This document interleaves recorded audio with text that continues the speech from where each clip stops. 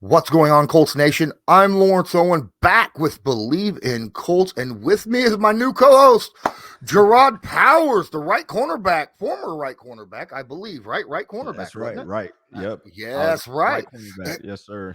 You didn't move around too much. I did not until I got to Arizona. Initially, I was just on the right side with the Colts, and then whenever we went into sub personnel, I would slide in at the nickel slot, like my guy Kenny Moore doing now. But in base packages, I was always on that right side. All right. Well, we got Jerraud Powers here. We're going to be talking about the Carson Wentz trade. Um, Honestly, it kind of there was a lot of speculation. A lot of people expected it to happen. Still Yeah. took me by surprise. I was one of those guys that I expected something to happen beforehand, before the trade or something of that nature. Like the trade itself, I was okay with. We'll get into that, but man, Chris Ballard just doesn't seem like the kind of guy that would just drop somebody without having Mhm. something there ready to go, Right. and you look at the roster now and I'm just like, oh my, this is not a good situation. We don't have a starting quarterback on our roster, and there's not the best, amount of good quarterback Options. options out there right Yeah. now. Oh no, it has me a little worried. Man. When that trade first happened, what was your initial reaction? Well, my initial reaction was just like you just said, with Chris Ballard and the expertise and the smartness that he brings, because I think he's a great GM, but it seems like he's the type of guy that's not going to make a decision without already having a plan in place. So when I saw the trade, I was expecting the next headline to be such and such is the next quarterback for the coach. Like it was something was about to come, and then when it didn't happen, it was almost like, all right, so let me sit back and think what his thought process could have been in this situation. And the only thing that I could really think of was, Carson was on the books for a lot of money, cap space and all that. So if you're talking about trading him and a team said they're willing to take on his entire contract and all that, so you might be in a situation where we got to make this happen now, because if we don't make this happen, we might be stuck with this situation when obviously seems like after the season when the rumors came out with the meetings with Jim Irsay and all that Chris Ballard was kind of hot about the quarterback situation. And then you go to the combine and it wasn't like a backing, of Carson. It was almost like, you know, Chris Ballard was, going in the media a little bit, saying that he wasn't happy with the quarterback situation. And, when you start doing that, obviously the writing's on the wall, like Carson Wentz's time is out in Indy. But I felt like they was going to hold on to Carson until they knew for sure who that next quarterback was going to be. Because like you said, it's not too many great options. You're going to have to trade for somebody if you want to win right now. And with the situation with Washington taking on that whole entire contract of Carson and getting all those second round picks and all that type of stuff, obviously that can help in the trade assets that you have in trying to get a guy that you might want. But, looking at the options out there, even the guys that you can possibly trade for, I'm not sure who could come in and just be that much of an upgrade than Carson that, well, we're going to just be happy and move forward. It'll be the difference if Aaron Rodgers was in those conversations, or somebody that's been established, because the coach, we're kind of spoiled fans when it comes to the quarterback position. You can blame Peyton, and then all of a sudden Peyton goes and we get, Andrew Luck and his greatness, and then, with his untimely retirement, if we want to put it in those words, ever since then, it's just been hard to figure out. So I think from a fan standpoint, it lets you know that your football team starts and ends with your quarterback. It don't matter how many other good players that you have. If you don't got the guy at the head that's going to touch the ball every single snap and lead your team and have that it factor and winning those games that you should win, you're going to struggle. And Carson's not a bad quarterback. He is a decent quarterback in the NFL, but for me, I just felt like Carson didn't have the it factor to take the Colts over that hump like the quarterbacks that we've had in the past. Phillip Rivers. I mean, you think of what Phillip did, at the end of his career, coming to a new team, going 11-5, getting to the playoffs, and he didn't even play his best football. But the it factor that Phillip has and making sure that his team is going to win certain games, that's what get teams over the hump and get teams in the playoffs every year to have that opportunity. And I just feel like Carson didn't. Everybody was just so amazed at Carson that year he had in Philly where he was up for MVP before he got hurt and all that. So that's what I'm saying. Carson has glimpses of being a good quarterback, but when it comes to the it factor, I just felt like with the coach situation, he didn't have that it factor to take them over the hump like they needed to. And who's going to replace him? I have no idea. Now I know, like everybody's saying, Derek Carr and all these other things that guys that could be possibly the next QB. And you just look at that list, and it's just like, well, if they're going to come over here and play for lesser money than what Carson had, I feel like we're going to be in the same boat of guys, if that makes sense. So, I mean, that's just my take on it after I saw that Carson trade happen. All right. Well, it's that time of year as college basketball takes center stage with the tournament finally upon us. If you're looking to wager this year, BetOnline is the number one spot for all your updated odds and info, along with great contests, including the bracket contest where you have a chance to take home the top prize. Head on over to the website, use your mobile device to sign up today and receive your 50% welcome bonus on your first deposit. Just use our promo code Bleav, that's BLEAV, to get started. BetOnline is your continued source for all your sports wagering needs, including live betting and your favorite Vegas casino games. BetOnline, where the game starts. I'm sorry, I forgot to mention before we got started that, hey, we have an ad I got to drop in within 5 minutes of the beginning of the show, but, here we are. But it was close enough, I think. What's going on, Colts Nation? Hey, you talked about the different guys out there, right? And that are options in free agency and trade. And, the initial take was Jimmy Garoppolo, then Derek Carr started getting in the conversation. And now we're looking at Marcus Mariota, Mitch Trubisky, guys like that. And I'm sitting there going, I'm pretty sure Jim Irsay, when he made that tweet out there in front of his big old jet airliner, talking about watch the Super Bowl, you have to have a top franchise quarterback to make it in the NFL. His thoughts were not Mitch Trubisky or Marcus Mariota or anything of that nature. Okay. And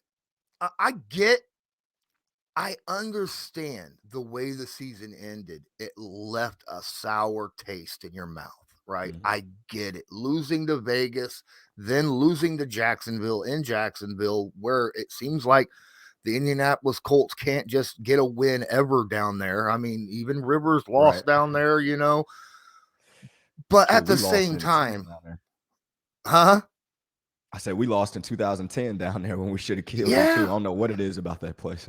I don't know. I do have a question about that here in a minute, but man, I'm sitting there, and then you look at the draft, and this is not a draft to go, oh, there's my guy for the future.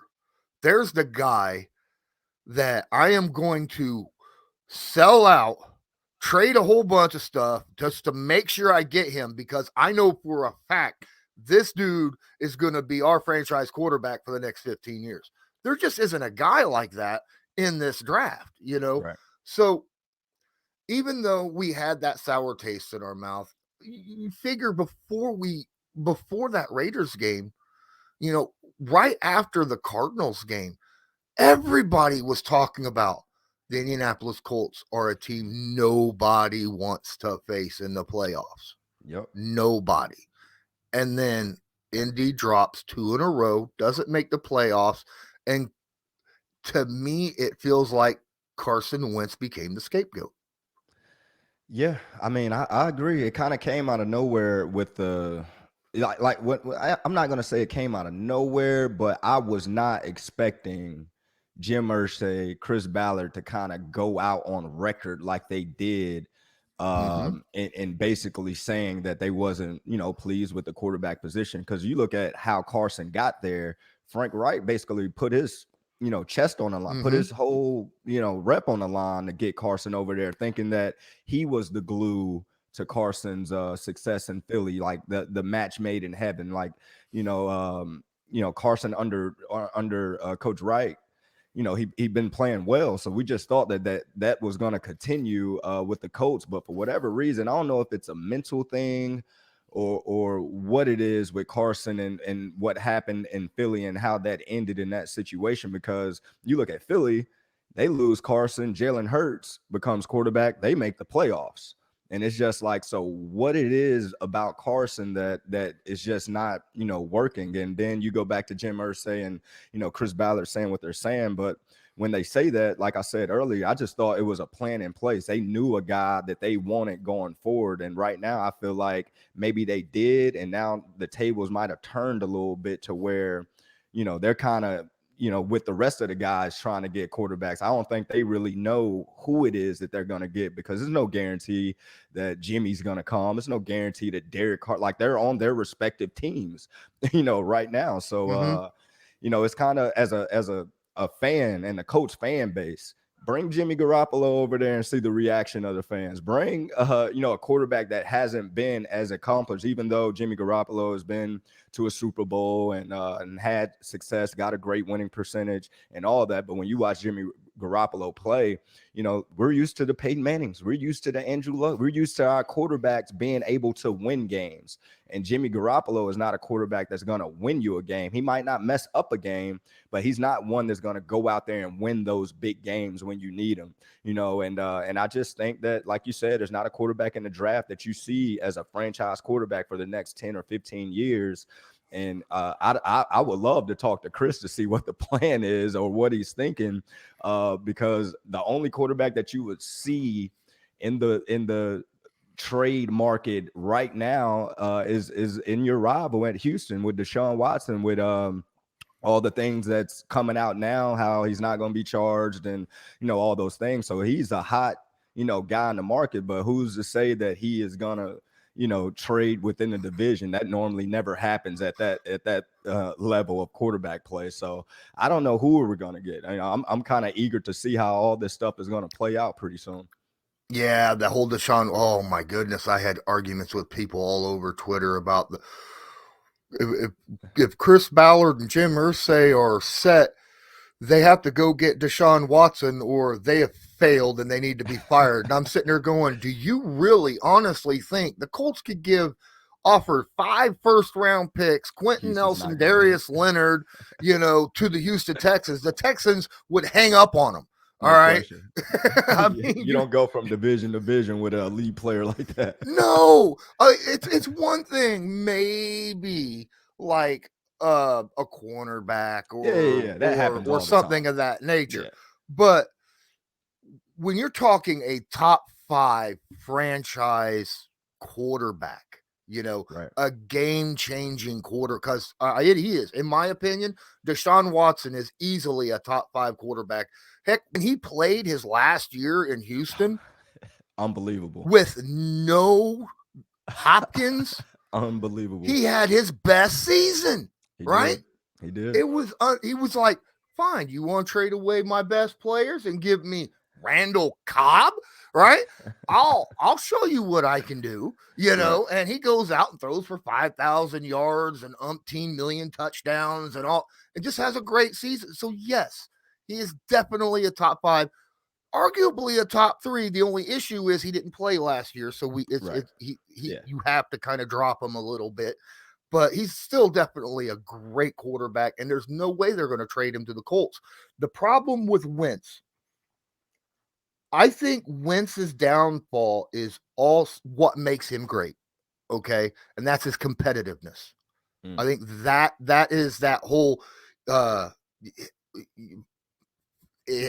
what helps you burns you, right? Right. you he goes out there, he makes great plays. And a lot of these great plays is extending a play, getting away from a sack where you absolutely thought for sure there was three guys with hands on him and Right. disappeared in the pile in the scrum and comes out of it and runs 15 yards for a first down, on third down. But that that mentality also is what gets you the two guys draped on him, bringing him down. He takes the ball, puts it in his left hand, and just throws it out there for, an interception or something. Right. That's the exact same mentality that gets you both of those plays. I think that's the one biggest problem that Carson Wentz had. And that's really the only reason I could see to getting rid of him was because the highs and the lows. Right, right. And I agree. You watch Carson play, he makes some wild throws. He makes those throws sometimes that you're just like, this is the Carson that everybody loves. But in that same situation, just like you said, that wild throw of extending the play, you know, escaping three or four guys and throwing a ball on the rope to Michael Pittman, for a touchdown is great. And then the next scenario, same situation, but it's a fumble, but it's an interception for a touchdown. And it always happens like in the most crucial as time in the game. So that like you said, so you might be right in that. I think that's his downfall, because when he does make the big plays and the big throws, I know when I've watched him, this past year with the Colts, it's always with like early in the game, within those first 2 or 3 quarters. But in the fourth quarter, it's always just like, Carson, no, just throw the check down. No, Carson, just take the sack. Like, no, Carson, like, don't do that. So you're right. Maybe the things that make him great is the things that also can kill a guy as well. So, yeah, man, I guess from a fan's standpoint, I can see the frustration with that. We were used to Andrew Luck doing that, but we didn't see Andrew Luck, fumble too many times in the clutch. Like, he was in the fourth quarter scrambling, diving over the Chiefs for a touchdown when he should have never even been able to do that to win the game. So I can definitely understand the fans just being spoiled. Like, we're used to those plays happening in our good favor, all the time in the fourth quarter. This is like a new to us that we're turning the ball over from our quarterback, in these clutch situations. Because like you said, you go back to the Peyton Mannings and the Andrew Lucks and Phillip Rivers and all that. They took pride in protecting the ball and, doing those type things. And interceptions happen for everybody. I'm not necessarily saying like interceptions within the game, but I'm just more so talking about like what you said, the extending of plays, like trying to always make the big play instead of just continuing to let the game come to you and take your shots when the opportunity comes. So I definitely understand the frustration that the coaches probably had with that. Chris Ballard probably had with that. Jim Irsay, I know he probably was frustrated just because of, he's known for drafting good quarterbacks and, doing these things. So when things are not going his way from that position, you see them starting to speak out and things like that. But, just going back to what we talked about earlier, I don't know where we go from, like, what quarterback out there right now is going to give us that security that we want, from the quarterback position, because we know that we're going to have a top quarterback to win in this division. I mean, in the AFC, you look around, if you don't got a quarterback in the AFC, you don't have a shot, period.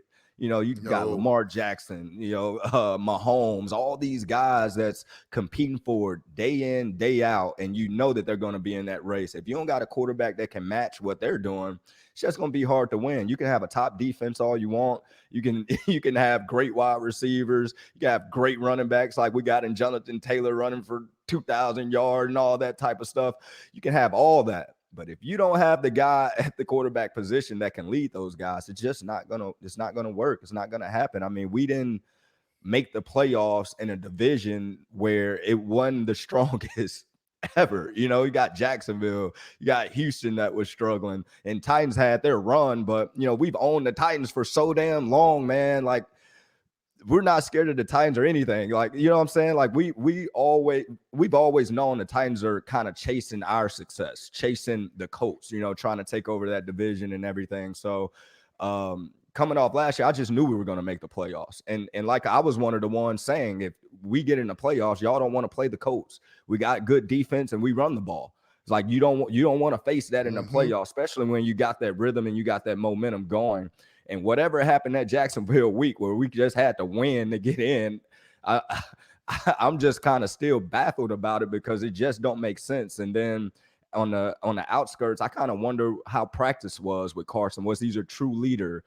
How he was in the locker room, how he was outside the building. Was it more of a family atmosphere? Was it more of Carson just being with his guy? Like, it was just something that just didn't seem like it worked, like how normally a team would be when they're in rhythm and trying to make the playoffs with all these goals. So, again, I'm just eager to see where are we going to go from here. Like, who's going to be the next guy to kind of take on that role, because it's a hard role to play quarterback in Indianapolis with the Colts because of the expectations of the quarterback play. So I'm just kind of eager to see who's going to be willing to take on that role, because we got pieces. You got a lot of pieces that you can be a damn good team and be a contender with the right guy. So I understand Chris Ballard's frustration, Mr. Irsay's frustration. I understand all that, but at that same token, and while our feet is still on the ground, I don't see a guy out there that just takes us over the hump more than what Carson did. Derek Carr has his own problems. Jimmy Garoppolo has his own problems. Like, I don't see all these guys that just come in here that's going to make us that much better. So, and like you said, there's not a guy in the draft, at least that I've seen, that, I would be just thrilled about him being my starting quarterback. So, Chris Ballard, hopefully he has a plan. The guy is great with putting a roster together and doing all those things. So, we'll see what's happening in the next few weeks. Yeah, if you don't think that you need a good quarterback to contend once you get in the playoffs, now I will say defense wins championships. Yep. People will say, well, you need an offense. You need an offense. The last two Super Bowls were won by defense. Period. Yep. Absolutely. You go watch Joe Burrow run for his life. That's what happened last year. Go look at Patrick Mahomes the year before, running for his life. Yep. Right? Defense win championships, but you need a good quarterback. And all. If you don't think you do, go watch this past season's AFC Championship. Don't even watch the full game. Just go watch the last 6 minutes of that game, okay, between Josh Allen and Patrick Mahomes. Go watch that 6 minutes, and you will see that you're right. The AFC, when it comes to the quarterback play, is just unbelievable. It's at a level it's never seen before, and we need something. Do we need a top 5 quarterback with the roster we have? Absolutely not. No. I don't believe, but we need somebody who is going to make plays when they're needed, when he's called upon, but not make the mistakes, where you're turning the football over a whole bunch. You never want to give a Patrick Mahomes or a Josh Allen or Lamar Jackson extra touches for the football. Ever, ever, ever. So I got a question for you. Mm-hmm. If you don't mind me cutting you off, I got a question. No, go ahead. Do you think we were on the phone with Seattle with Russell Wilson being traded to Denver? Do you think that we were maybe in those talks as well? Because that would have been a guy that I'm like, yeah, you get Russell Wilson over here, you got a game changer. You know what I'm saying? Do you think that we maybe was on the phone in those conversations, or maybe just didn't have the right deal or package, to make that happen? I think that he was on the phone with multiple teams.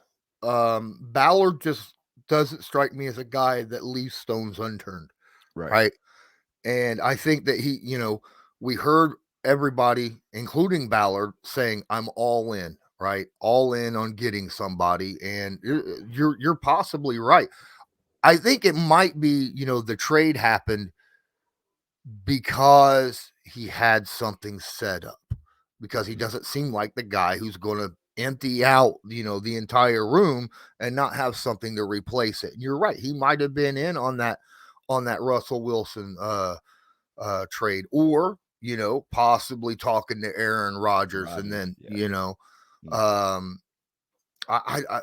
it's maybe he was talking to Arizona, there was those talks about, Kyler Murray as well.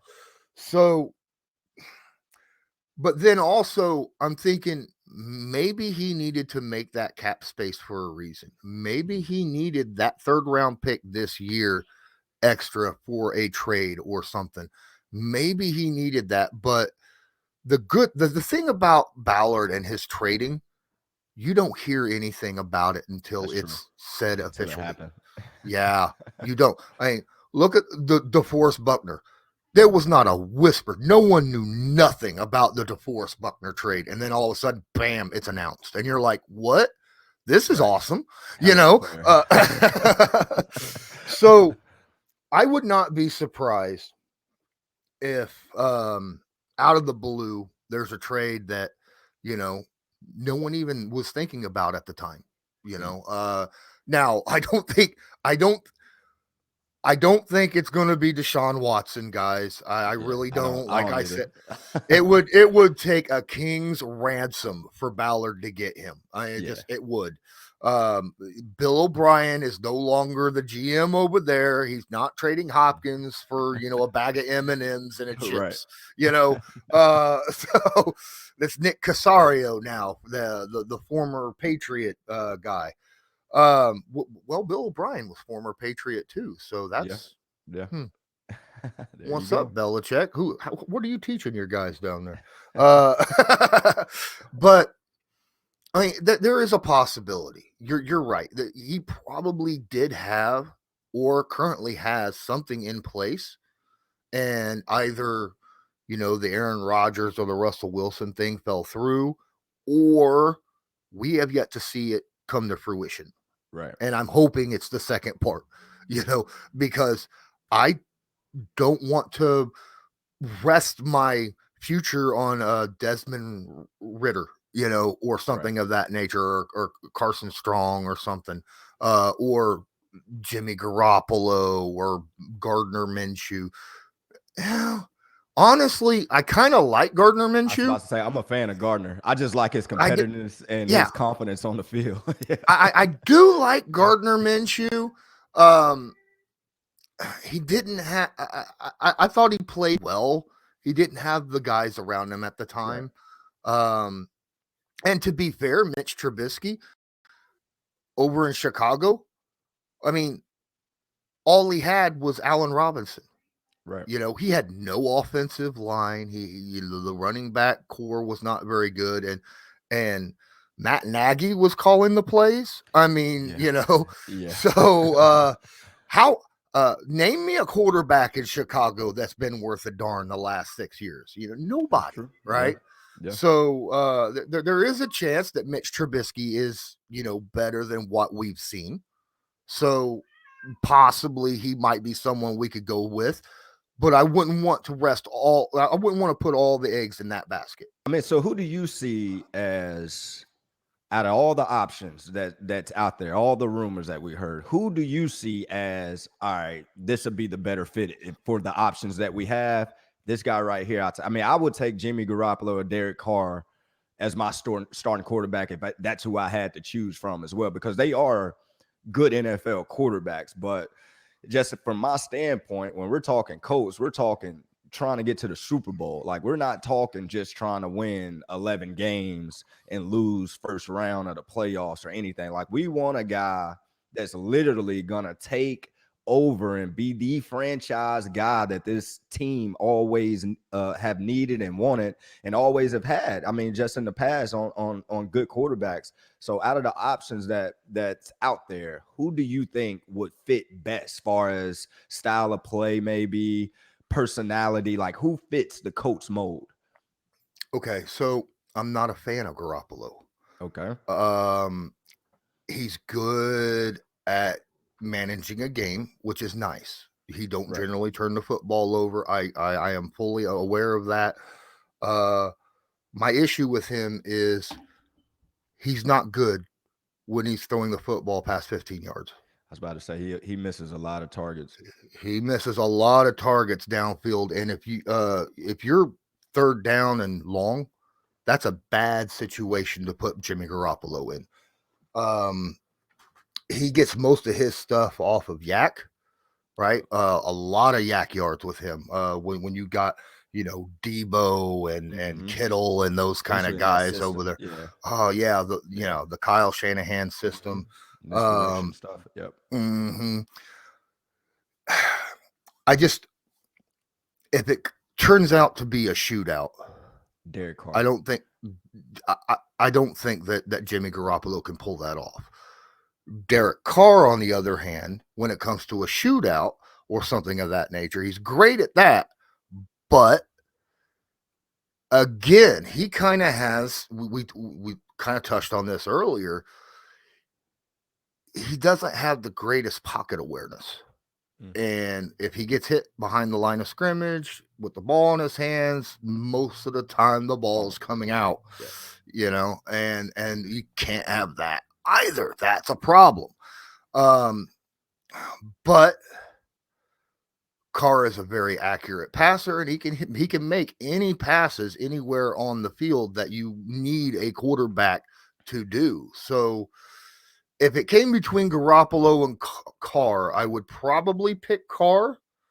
And I think Carr would cost more on the trade by far. No question.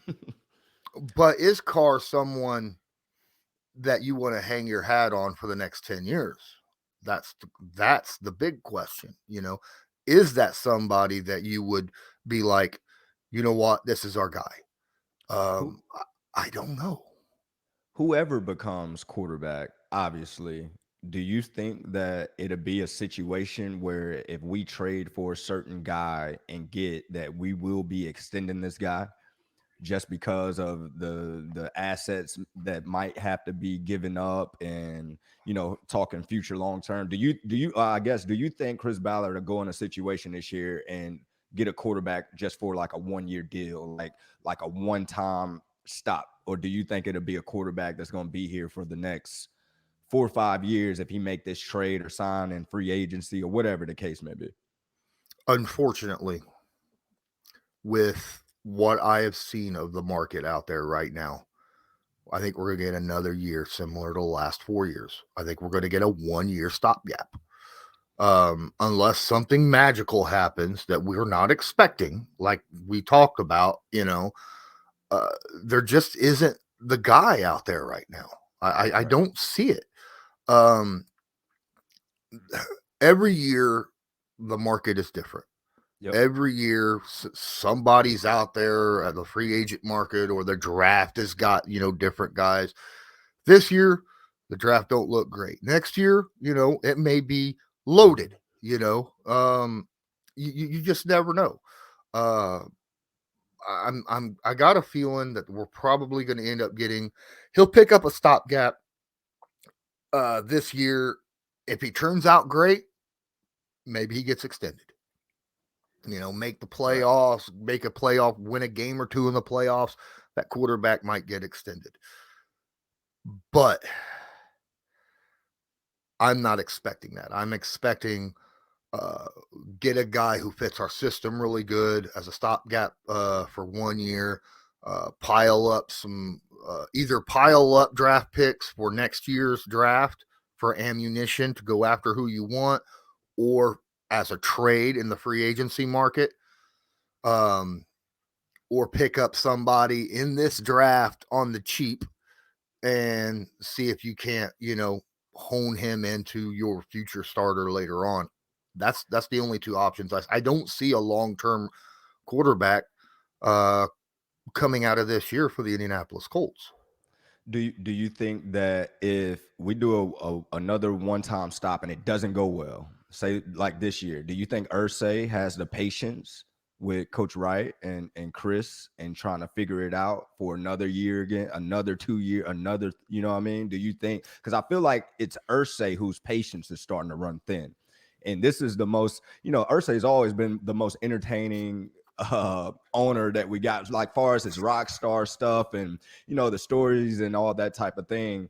But this is the first time I've ever heard him speak out about a certain position and what he's expecting it to be. So it feels like his patience is starting to run a little thin, that we haven't found the franchise quarterback going forward. The fact that ever since Luck retired, it's just been, quarterback after quarterback after quarterback. And he's not used to that. He's used to, one guy being the guy for a number of years. So do you think his patience is starting to run thin? Like, because you look at the defense, you got a top defense, you got a great offensive line, you got a great running back, you got good receivers around you. Like, we're just missing one key piece. And it feels like his patience is starting to run thin a little bit. Yes, I think he's. I wouldn't say. I'd say he's getting frustrated. Okay. I don't think he's losing, because in all honesty, Chris Ballard's gonna. All you gotta do for this upcoming season is go. Who'd you expect me to go get? Right. Who was there that you wanted me to go get? Right. Because there was nobody. Did you see what they gave up for Russell Wilson? Right. Go back to last year. Did you see what the Rams gave up for Stafford? Here in a couple days, did you see what they gave up for Deshaun Watson? Would I be willing to drop 3 first-round picks on a franchise 10, 15-year starter? Probably. At this point, probably. Because they're rare. If you can get a top 5, top 7 quarterback in the NFL for 10 years, it's worth it, because it's so hard to find those type of quarterbacks. They don't grow on trees, Right. They're very, very rare. But because they're so rare, it's very difficult to grab, because generally it's whether or not the quarterback will go to your organization as well, right? And right now the Colts don't have a left tackle, which means blindside right now for any quarterback comes in is not answered. Most important position on the line right there. Yeah. We have one receiver right now, like proven receiver, because look, I love T.Y. as much as the next guy, but he's not been reliable for the last few years. Banged up a lot. Yes, he has. Paris Campbell definitely has not been reliable. Michael Pittman had a great season last year. I think he stepped up. That's great. But, who's your number 2? That's Patman, right? I mean, come on now.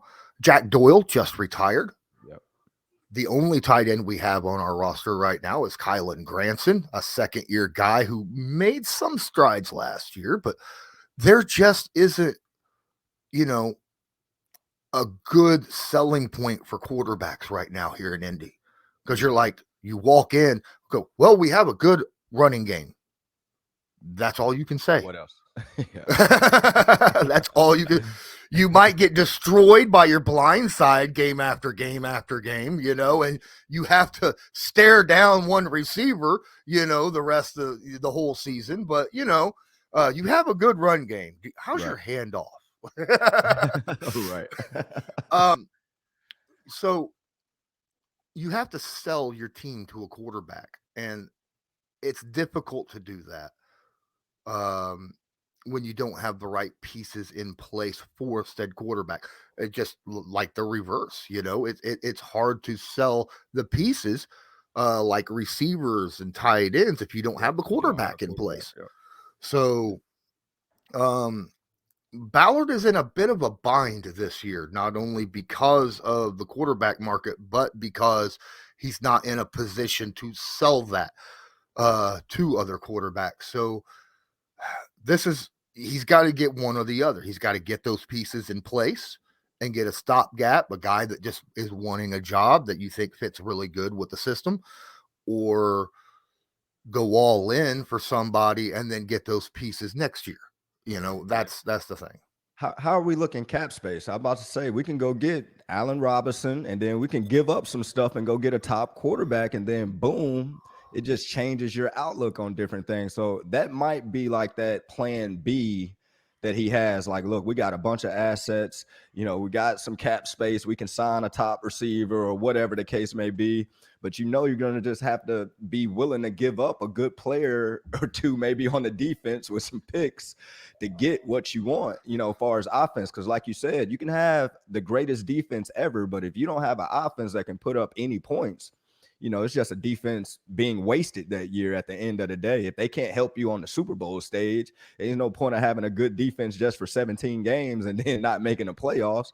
So if you are able to sign a top guy in free agency, wide receiver, and use some of these assets and that you got far as in your pocket with picks, and maybe a certain player or two contract might be getting ready to come up and you might not be able to afford this guy, but willing to trade him and, bring in a big time quarterback or try to get one, that fits what you're trying to do, that selling point again that you just made. Maybe that's plan B, and he's just now trying to wait till free agency get here to see how everything is gonna, shape up or whatever the case may be. But I mean, you're right. If I'm a top receiver or a top anything, and I'm looking at the Colts, like you said, like, who's going to throw me the ball? Like, why would I sign here without, Sam Ellinger is about to throw me the ball? Like, you guys need to believe in him right now. And I'm not knocking Sam. I think Sam is going to be a good player one day, but he's just not ready yet for the role that the Colts need that quarterback position to be. So you're right in that selling point. So I think it's just one of those things that I know we value draft picks a lot. We do. But your good teams, the teams that compete for it every year, don't value it as much. They are doing whatever they can possibly to get whoever they want to get to win right now. And I think Chris maybe be in that situation to where he's realizing, like, even though we can have all this cap space, all these picks or whatever, and continue to go about the Colts way, how we doing, because Colts were known for drafting good players throughout the years and taking care of their players, especially if you go back to the Bill Polian days and all that. They were always known for just drafting players and keeping players, for as long as they could, as long as they were doing their jobs or whatnot. But in today's football, people are doing whatever they got to do to win right now. Like you said, look what the Chargers did. They gave up everything to get all those players, all those superstars on one team, and it paid off. It paid off at the end. Not saying that they might go in a slump for the next couple years once they lose some guys, but it might be one of those things that Chris is going to have to be willing to maybe lose a guy or two to get, guys to fit that mold to win now. And just got to deal with the consequences of that. If we continue to wait, everybody else is just going to continue to get better for that year. Nobody's necessarily thinking long term when it comes to winning a Super Bowl right now. You look at the Tampa Bay Bucks, they were able to re-sign all their guys the previous year, and it paid off, won the Super Bowl. And then, like I said, you look at the Chargers, they gave up everything. I don't even know if they got a draft pick this year. But it worked. They won the Super Bowl. So, well, that was the Rams. I'm at the Rams. Well, I say the dang Chargers. Chargers, getting old. Yeah, getting old. It's all good. The Rams, but so it just might be one of those situations where Chris is going to have to unload the clip, and give up some stuff and get the guys that, he believes that, be able to take this team over the top. Because I mean, who wouldn't want to play in a dome? Who wouldn't want to, what I'm saying? It's a lot of perks in playing in Indy as well, even though it's a cold climate area and all that, but you play indoors, so say if you're one of those quarterbacks, that every time the playoffs come, you got to be in these outdoor weather situations and all that type of stuff, and it's just harder on you. Colts is a place to where you can come and play indoors for those playoff run and get to a Super Bowl. So maybe Chris is getting ready to load the clip this free agency, and it's just going to shock everybody, just like the Buckner trade and all the other things that he's done so far. This was Bleav in Colts, brought to you by Bet Online. I am Lawrence Owen. That is Jerraud Powers. With me today from the Burgundy Network podcast is Brian Murphy. Brian, how are we doing? Good, man. Thanks for having me on. It's not often that the Colts and the Commanders, or whatever they're known as, are often linked, but obviously this week that changed, and they're linked in a big way. Quarterback's the biggest position around, and here we are swapping quarterback for picks, and it caught me off guard. I'll have to ask you how you felt about it, but yeah, pretty exciting nonetheless, and we'll see where we go from here. Well, from the Colts standpoint, it did catch me off guard because there was no move to get a player before releasing him. Mm-hmm. And that was a problem. That's really the only thing I have issues with this trade. other than the fact that he didn't really have he didn't have an off season with Indy, so he didn't have that chance to really work with the team before the season even started due to, his foot injury. I would have liked to have seen that, but what the Indianapolis Colts got in return for him, I felt like was pretty fair for what we saw last year. They took on the entire contract, which is nice for the Indianapolis Colts. Frees up $28 million for the Colts to maybe go out and get somebody. And then, of course, a 3rd-round pick this year, and I believe a 3rd-round pick next year that can change into a 2nd-round pick, which, if you look at it this way, basically the Indianapolis Colts, for a 1-year rental on Carson Wentz, exchanged a 1st-round pick for a 2nd-round pick if Wentz plays the season for the Commanders. Yeah. 70% of the snaps for Carson Wentz, which, if he can stay healthy, I think that's pretty easily done. So, I'm kind of already writing it off as a 2nd-round pick. So a 2nd and a 3rd-round pick. One of the issues I had with it was taking on the entire contract. I felt like Washington was in a good spot to spend some money, but $28 million is a hefty paycheck there. So that was, I know it makes a lot of sense for the Colts and they were happy about it, but it did kind of tie up Washington a little bit. They had to ask Landon Collins to restructure for a 2nd time to take a 2nd pay cut. And I don't know anybody that likes taking a 1st one, much less a 2nd one. So he'll be gone. It's already kind of having a domino effect. Obviously, the quarterback is the most important position. And listen, at the end of the day, the Commanders got better. I love Taylor Heineke. If you've listened to this show, listen to my show, Burgundy Network Podcast. I went to high school with the kid. I think he's really a great story, but there's no doubt about it that Carson Wentz is a better NFL quarterback. So the Commanders got better. It's hard to knock that and to get upset about it. It's just a couple of the details that kind of not rub me the wrong way, but we're just like, okay, that's questionable. But, we saw what the Rams did. We've seen what teams have done. You can't pay too high of a price for a quarterback. And so if they believe that Carson Wentz is their guy, we'll see if he is. But if they believe that he's their guy, it's not too big of a price tag. Like you said, a 2nd and a 3rd-round pick. They can get out of his contract after this year if it's an absolute disaster. So overall, I think it's a solid trade. I do just have a couple of question marks with it, but that comes with every trade. I mean, you got to think that the Broncos are wondering if they gave up too much for Russell Wilson. And, he's one of the top 10 players in the league. So that's what happens with trades. It really is not, you're not going to be able to tell if it was a good trade until the season plays out. And so right now we're just speculating, but overall, not too bad. And, we'll see what Carson Wentz has to bring to the table. Oh, yeah. Wait till that Watson trade happens. You're just going to be like, oh, wow, we got away scot-free. Yeah. No doubt.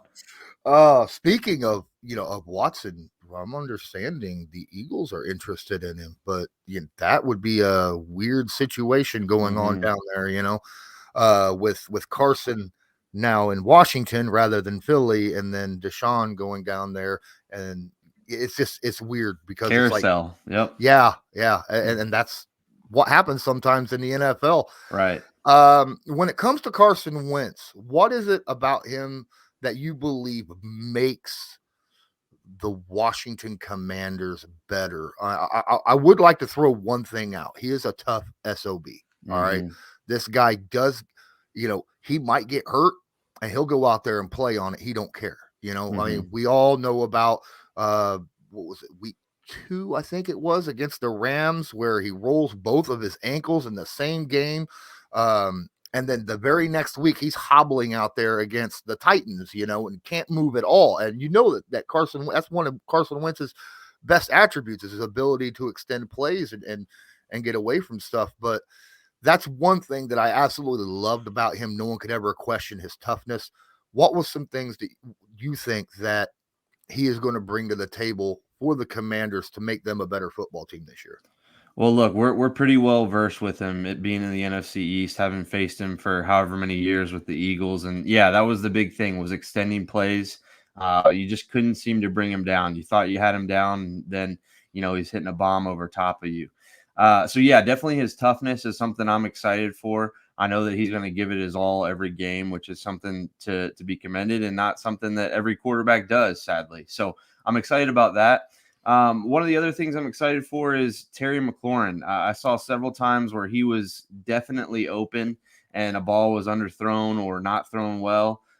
There's a reason he led the league in contested catches last year. A lot of those were not very well thrown balls. He was open in a lot of those situations, and he had to come back for them and turn them into jump balls.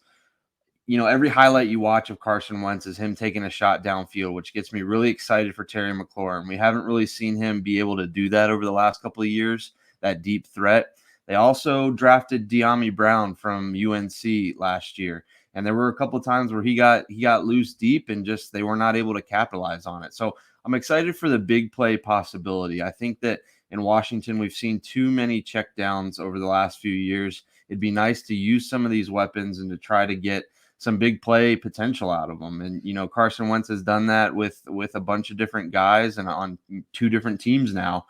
He's throwing to receivers I'd never heard of for the Colts. Obviously I know Hilton and I know Pittman, but there were guys that he was hitting deep that I didn't know about. And he did that for the Eagles as well. So I'm really excited about the big play potential. And I think that he's going to make some of these receivers and his weapons around him a little bit better.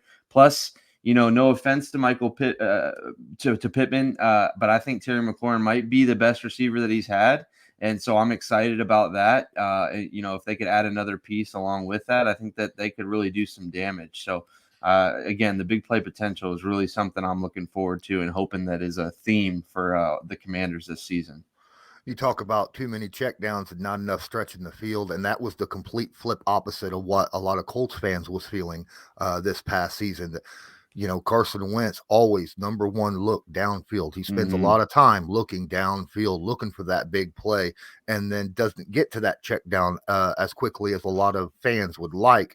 Whereas, you named it. Terry McLaurin will absolutely love Carson Wentz because he will keep an eye on him at all times. And if he even gets a sliver open, Carson Wentz is going to deliver the football out in that general direction. Absolutely.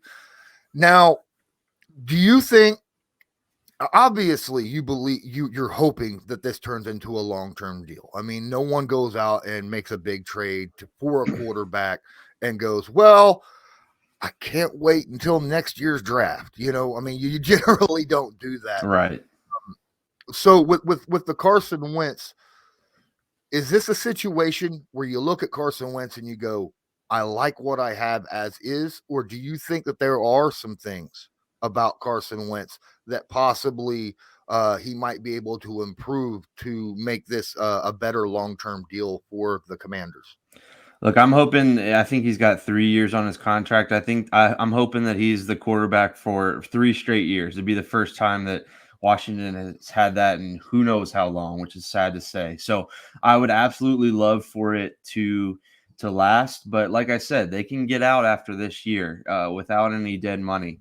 And I'm not even ruling out the fact that the potential that they could take a quarterback, in this draft as well. So I think it allows them to have some options. I think best case scenario is he lights it up this year. Him and Terry McLaurin click. They finally get something out of Curtis Samuel. All this stuff goes right, but it's his 3rd team in 3 years. There's something to be said about that as well. So you got to be realistic, but I think that Washington is in a good spot to where they can kind of give this a test run. They can see if it works out. If they like what they see, they can move forward. If not, next year they're right back in the same boat, but they'll be free of money. They're not going to be sitting on a whole bunch of dead money or anything like that. So, I would love for it to work out, but I've also seen this team not figure out the quarterback position for so many years now that I'm not going to get too excited, if that makes sense. I'm trying to look at this from a level playing field. I like what I've seen from Carson Wentz. He tore up, what was formerly known as, he tore up the Redskins, let's say. And so I've seen firsthand what he can do, and I'm hoping that he can do that now in DC, but I'm also kind of hesitant because there are so many things going against him that I don't know how it's going to work out. I'm obviously going to hope that it does go well, but if after this year it's a train wreck, you move on and you're looking for a quarterback again, unfortunately. But that's the way the NFL goes. So I'm excited about it, but I'm cautiously optimistic. Let's put it that way. Absolutely. Now, one thing that I'm looking at is generally Carson Wentz plays best when he's got a decent offensive line in front of him and somewhat of a run game, obviously, so that you don't have to put all the weight on Carson Wentz's shoulders. Mm-hmm. There's been some recent news about Brandon Sheriff and some other stuff. What's the situation going on with the pass protection down there in Washington? I think the offensive line played pretty well, especially for having to block for 4 different quarterbacks for the second straight year. I think the offensive line held together. I mean, they had some bumps and bruises, but they found a diamond in the rough in Charles Leno. They locked him up long term, so they got their left tackle. They were pretty high on Sam Cosmi. They spent a second-round pick on him as their right tackle. He was banged up last year, but I think they really like what he can do. Obviously, you mentioned I don't think Sheriff is coming back. I think they're going to look forward to having that compensatory pick, which will hopefully replace the third-round pick that they're giving up for Wentz. But they've got Flowers. They've got Sadiq Charles. They've got Wes Schweitzer in the guard. Chase Roulier is coming off a broken leg, so hopefully he can get back to the high level he was playing at. But overall, the offensive line is pretty strong, and you got to think that Carson Wentz is somewhat excited about that. They also paved some nice holes for Antonio Gibson to have a big year on the ground this past season. So I think the offensive line should be pretty solid. There's no Quentin Nelson. Let's not get too excited. I mean, he's definitely leaving a stud there, but I think overall this unit is pretty solid. I wouldn't be surprised if they use another pick to shore up that offensive line. Obviously, losing an all-pro like Sheriff is a big deal.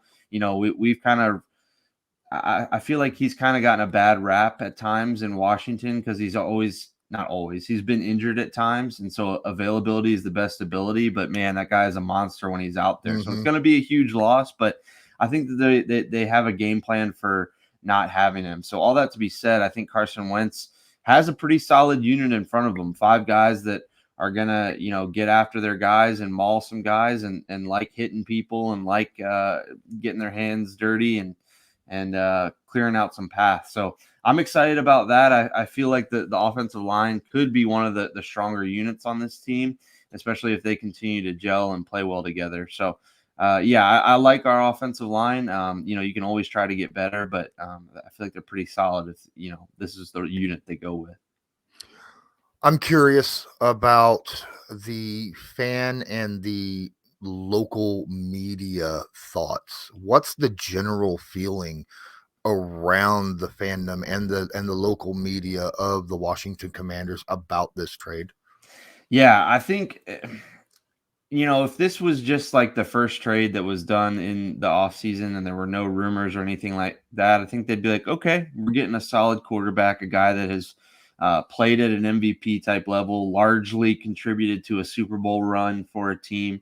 I think that people would be okay with Carson Wentz. I think there would be some haters who are, why do we want this former Eagle? He's on his 3rd different team. But you can't argue, like I said already, that it's an upgrade.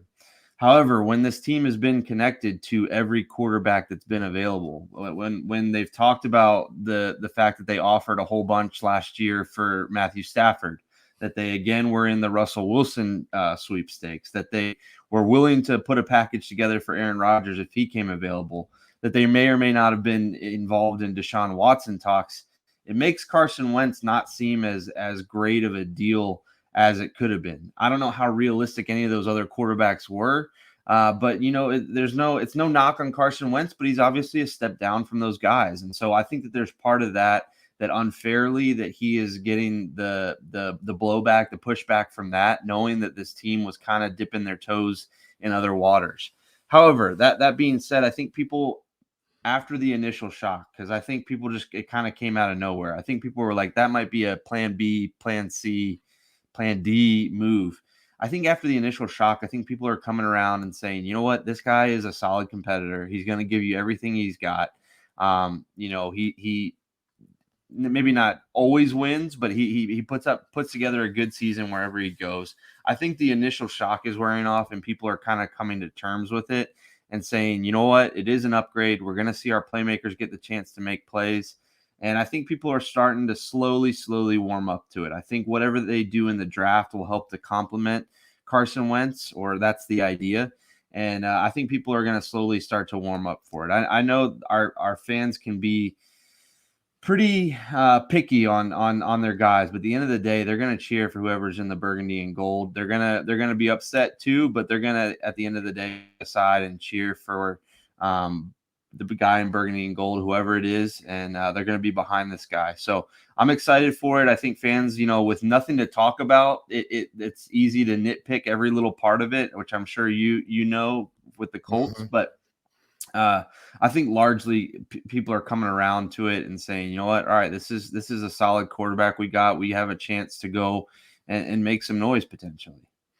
Yeah, when it comes to guys like Matt Stafford and Russell, you got like 20 other teams that you're fighting with, and fans don't realize this. Not generally. They don't look at it and go, well, we just didn't go all in. We could have had him.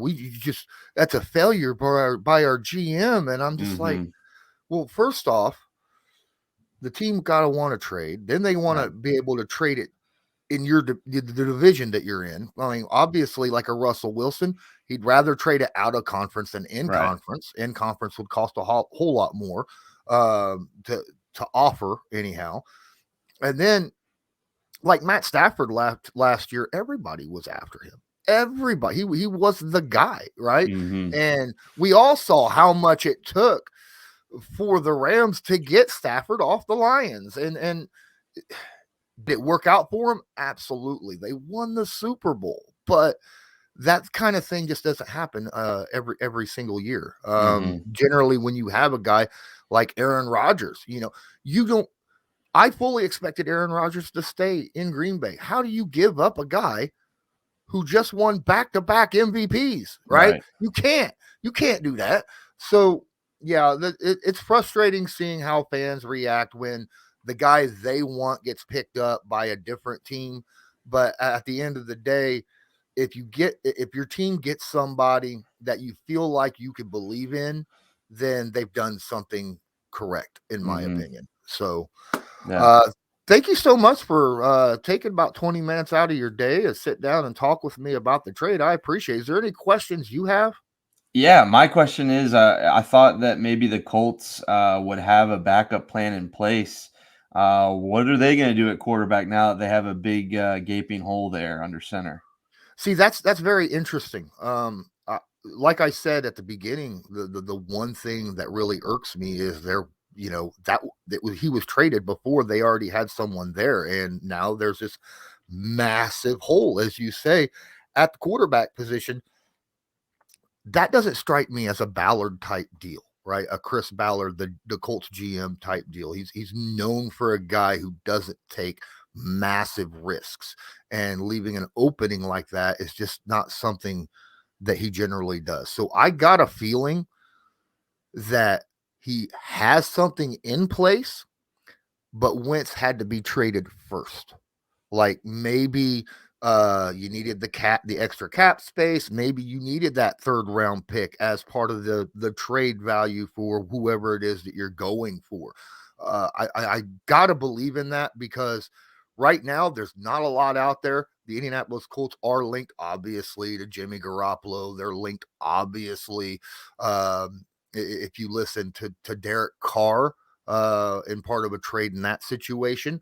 And a 3rd round pick sounds about right for Jimmy Garoppolo, in my opinion, and probably could be part of a package for a Derek Carr type trade. So I'm thinking that that's probably what happened, is he needed the extra ammunition and the cap space to go make that trade. That's why the Wentz trade had to happen first. We'll find out soon enough. Yeah, absolutely. Well, I'm not used to quarterbacks moving around like they are, but I have a feeling that a couple more are coming, so it'll be interesting. This episode might be out of date before it even gets posted with how many moves are being made. But yeah, so it'll be exciting to see. Well, the Colts and the Commanders play each other, so Carson Wentz, it'll be the Carson Wentz game amongst the two against the Eagles. So that'll be interesting. I'm sure we'll have to talk down the line then as well. Absolutely. We'll get together before the game and kind of break the game down. That sounds like a great idea. I want to thank you again, Brian Murphy from the Burgundy Podcast Network, part of the Bleav Podcast Network. And I'm Lawrence Owen, as usual, from the Bleav in Colts. And until next time, have a good one.